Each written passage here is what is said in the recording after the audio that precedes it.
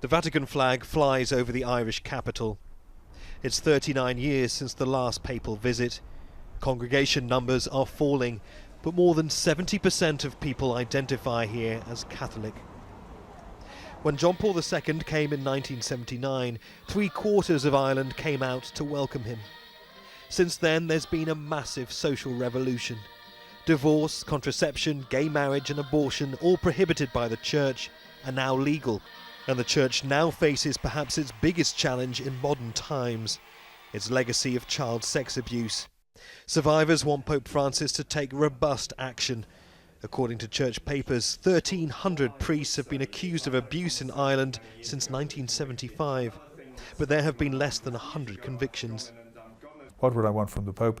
I want the Pope to start realising that the Church can't continue this charade any longer. Mark Vincent Healy was molested by 2 priests whilst at school.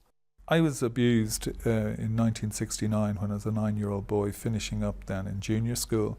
The first priest, certainly, I felt, who had an interest in prepubescent boys, was actually trying to enjoy what it was to try awaken in you your first sexual experience. There is an open wound in Irish society. In nearly every diocese and every corner of the country, there are victims of clerical abuse. Many of them were silenced or ignored for decades.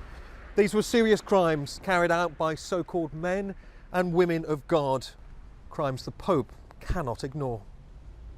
Ahead of his visit, Pope Francis issued a statement to the world's 1.2 billion Catholics, asking them to help root out what he described as a culture of death. Pope Francis has gone further than any other pope in addressing abuse, but victims want him to do more to hold the guilty to account and fully disclose what the Vatican knows. COLM O'Gorman was 14 years old when he was raped by a Roman Catholic priest. He's now the head of Amnesty International in Ireland. We have to speak out to ensure that the Vatican is subjected to proper accountability.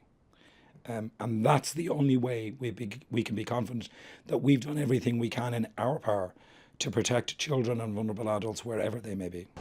Pope Francis is admired across the Catholic world as a reformer, but can he restore faith in Catholicism? The biggest risk to the Church's future in Ireland is the Church itself. Neave, Al Jazeera, Dublin.